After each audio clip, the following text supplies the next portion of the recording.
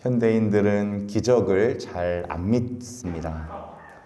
상식적인 것들은 잘 받아들이고 상식에 어긋나면 거부하죠. 신자들도 기적을 믿지 않으려는 경향이 많아졌어요. 많은 부분이 과학의 힘으로 증명이 되었고 신의 자리가 과학으로 대체되는 세상이 점점 되어가고 있어요. 하지만 기적은 과학의 영역을 넘어서는 거죠.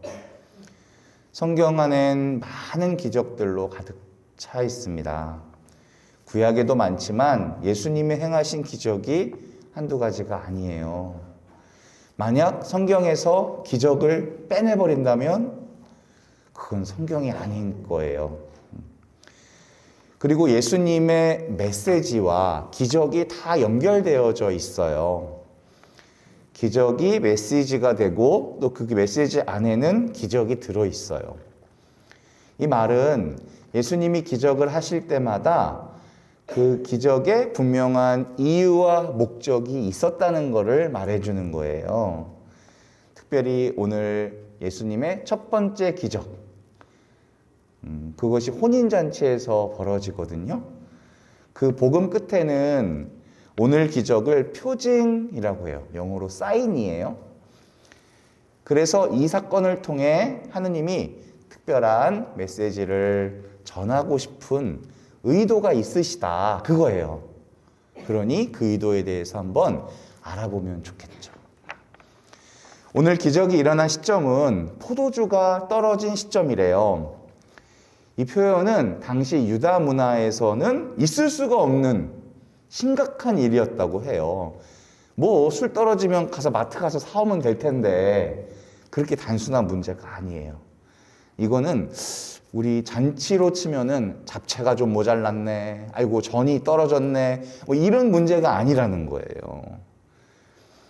포도주가 가장 중요했기 때문에 이게 떨어지면 이제 흥이 한껏 돋은 잔치를 이제 파장해야 되는 거예요. 집으로 돌아가야 돼요. 그래서 잔치의 핵심이 되는 포도주는 다른 것이 다 부족해도 넘어갈 수가 있지만 요거는 안 됐다. 기본 중에 기본이었다. 요게 떨어진 상황이 위기 상황이었다는 거예요. 그런데 사실 우리도 일상에서 자주 경험하는 일이에요. 충분히 준비했고 대비를 했어요. 근데 막상 실제 상황이 오면은 내가 준비한 대로 안 되는 거예요. 잘 준비했다고 생각했는데 정작 실전에 들어가면 바닥이 드러나는. 평소에는 큰 소리 쳤는데 현실에서는 내가 얼마나 초라한지를 알게 되는 거예요. 원래 인간 존재가 그런 거예요. 우리는 언젠가는 한계를 맞게 되거든요. 내 힘과 내 계획과 내가 가지고 있는 것과는 전혀 다른 상황이 벌어지게 되면 내가 그 일을 어떻게 할 수가 없어요. 이것을 우리는 위기 상황이라고 합니다. 그리고 이 위기 상황에서 가장 중요한 점은 필요한 것이 없는 것, 결핍이 되었다는 거예요. 결핍. 사실 우리 삶의 가장 중요한 문제 중 하나는 결핍의 문제예요. 우리가 행복하게 살았다는 그 에덴 동산에서 딱 죄를 짓고 쫓겨났을 때부터 인간은 결핍을 느끼기 시작했어요. 내 힘으로 그것을 해결하려고 애를 쓰면 쓸수록 더 힘들어졌어요.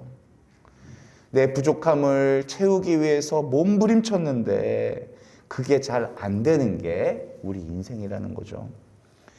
뭔가 채워져 있는 것 같았는데 어느 날 보면 다 빠져나가고 아무것도 없는 것 같아. 우리 인간 존재 자체가 스스로 채워질 수가 없다는 거예요. 탕자의 비유도 마찬가지입니다. 아들이 아버지 집을 떠날 순간부터 결핍이 시작되는 거예요. 자기 몫의 유산을 다 챙겨갔지만 품을 떠나는 순간부터 결핍이에요. 내가 많이 가졌다고 생각했는데 바닥나는 거예요. 막 공부를 열심히 하고 머리에 쥐가 나도록 책을 읽었어. 그런데 어느 날 그 지식이 넘을 수 없는 벽이 딱 나타나는 거예요. 그러면 내가 쌓았던 수많은 지식들도 아무 의미가 없는 경험을 하게 됩니다. 베드로가 딱 그랬어요. 자기 경험으로 고기를 잡아왔는데 밤새 수고를 해도 단 한 마리 못 잡는 절망적인 경험. 그게 우리 모습입니다. 이 정도 했으면 잘 통할 줄 알았는데 안 통하는 날이 온다는 거예요. 어느 날 내가 쌓아놓은 게 와르르르 무너지는 거예요.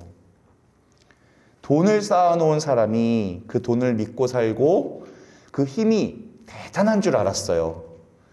그 돈의 힘을 믿었지만 한계가 온다는 거예요. 암이 걸렸는데 치료가 너무 늦어졌어요. 그러면 그 돈이 무슨 소용이 있나요? 못 고쳐요. 이 상황에서는 우리 문제를 인정할 수밖에 없어요. 연약함이든 결핍이든 감춘다고 될 일이 아니다. 그런데 사람들은 그걸 감추려고 하고 그럴싸하게 포장하려고 노력해요. 무언가 분명히 문제가 있어 보이는데 여쭤보면 없다고 하세요. 사실 알고 보면 지금 터질 대로 골맞는데 전혀 얘기를 안 하셔요.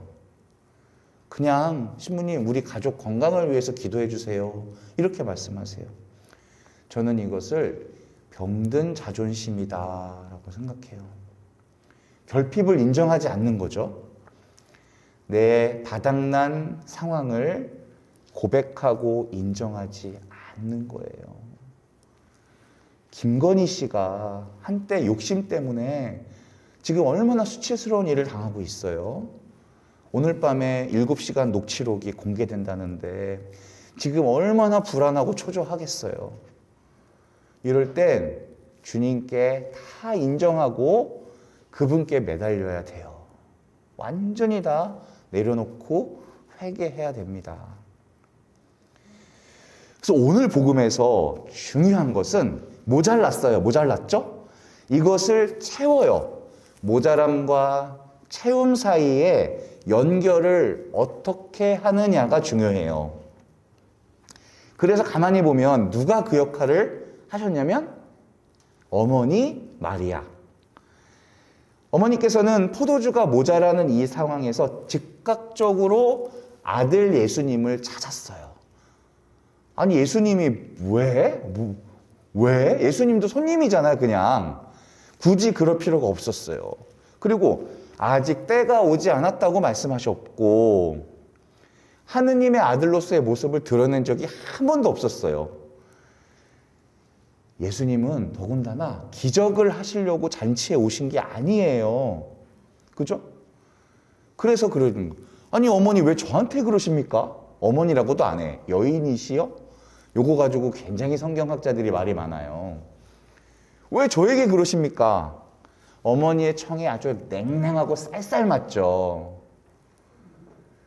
자, 그거는 예수님의 태도였지만 포도주의 부족을 결국 누가 처음 알렸냐? 그게 성모님이셨다 이거예요. 이게 마리아입니다. 문제를 가지고 예수님께 처음 가져가는 사람. 문제 해결의 연결고리 역할을 어머니가 하시는 거예요. 자, 문제의 실상을 발견한 사람도 어머니고 문제 해결의 핵심을 발견한 사람도 마리아예요. 문제를 해결할 수 있는 유일한 해답이 거기 있다는 걸 알았어요. 아들 예수님께 있다는 거. 그렇게 해서 오늘 첫 기적이 일어나는 거예요. 우리가 어머니께 기도하는 이유가 바로 여기 있는 거예요. 어르신 여러분, 기적은 단순한 과정에서 일어납니다. 문제를 가지고 주님께로 가는 거예요. 쉽죠? 참 쉽죠? 하지만 쉽지가 않은 거예요, 이게. 왜냐하면 대개 우리는 문제가 터지면 번지수를 잘못 찾아서 헤매요. 옛날 생각 쫙 한번 해보세요. 어떤 문제가 딱 터졌을 때 제일 먼저 뭐가 떠올랐는가? 심각한 병이 걸리면 딱 뭐가 먼저 떠올랐어요? 어느 병원으로 가야 될 거, 돈은 어떻게 할 거, 이런 거 생각하시잖아요. 많은 사람들이 엉뚱한 방식으로 해결하려고 합니다. 해결책을 찾아서 동분서주 하다 보면 또 다른 위기가 또 생겨요. 분별력이 없어지니까 자꾸 문제가 생기는 거예요. 절망에서 더 깊은 절망으로 빠져드는 수가 많아요. 내 스스로의 방법으로 그걸 해결하려고 아둥바둥 하다 보니까 그런 거예요. 기도가 뭡니까? 기도는 인간이 할 수 있는 것을 구하는 게 아니라 할 수 없는 것을 하느님께 의탁하는 거잖아요. 결국 내가 할 수 있는 것과 할 수 없는 것을 구분하는 게 제일 먼저 이루어져야 돼요. 신앙생활을 하다 보면 이게 뒤섞여 버려. 자기가 할 일은 안 하고 기도만 하는 분도 계세요. 내가 할 수 있는 일을 하느님께 맡기면 안 돼요. 기도는 하는데 내가 해야 될 일에 소극적인 사람들. 오히려 이런 분들이 더 많아요. 우리 신앙인들 중에서는 기도하지 않는 분보다 기도는 하지만 내 일을 안 하는 분이 더 많아요. 모든 걸 다 하느님께서 알아서 해주실 거다. 이거는 하느님의 주권을 크게 오해하고 있는 거예요. 먼저 내 삶에 최선을 다해야 돼요. 이 부분에서 부끄러움이 있으면 안 돼요. 그렇게 열심히 최선을 다했는데도 불구하고 한계 지점에 도달했어. 도무지 내 힘으로 뛰어넘을 수가 없는 한계예요. 그때가 기도할 때입니다. 물이 포도주가 되는 것을 우리는 화학적 변화라고 할 수 있어요. 질적 변화를 말하는 겁니다. 단순히 양이 많아지는 게 아니에요. 조금 더 건강해지고 조금 더 부유해지는, 조금 더 가정이 평화로워지는 그런 단순한 변화가 아니에요. 인생을 완전히 새롭게 출발하는 변화예요. 그러니까 이것을 기적이라고 하죠. 깨끗한 물이요, 더러워지면 그것을 우리는 변질이라고 해요. 변질. 물이 얼어서 얼음이 돼요. 이것을 변형이라고 합니다. 하지만 물이 포도주가 되는 것은 변화예요. 변화. 우리가 추구하는 게 바로 변화입니다.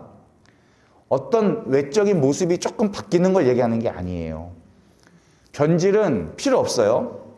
변형은 인간이 할 수 있는 일이에요.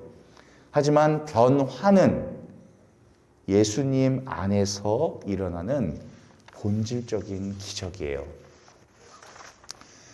우리 주님의 기적은 내 핵심, 내 존재의 변화입니다.